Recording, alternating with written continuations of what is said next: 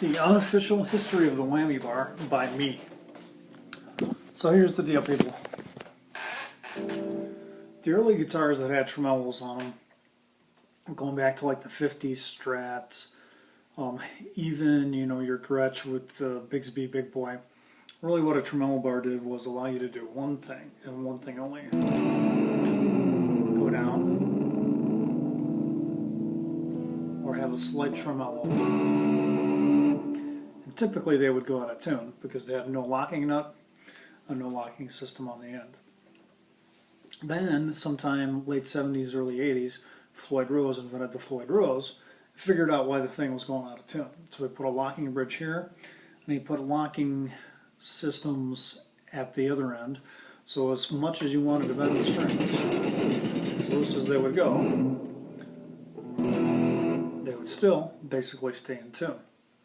So that allowed people to do a lot of dive bombing. But what people also figured out was you could turn it into a floating tremolo system and not just use it to go down, but use it to do pull-ups and give you a lot of variety.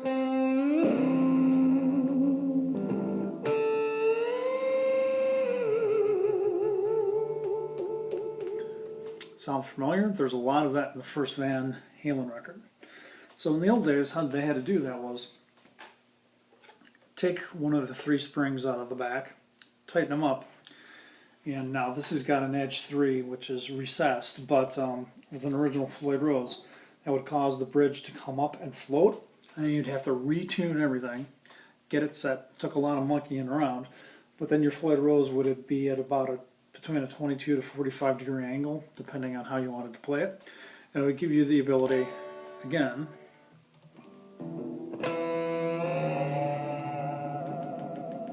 to do that kind of thing.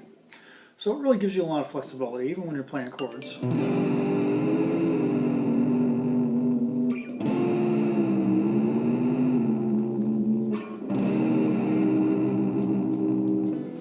It also gives you a ton of crazy flexibility for harmonics.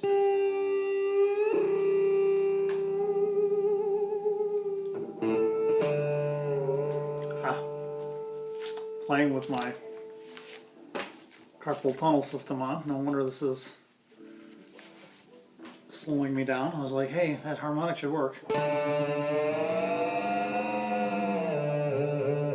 little bit better there.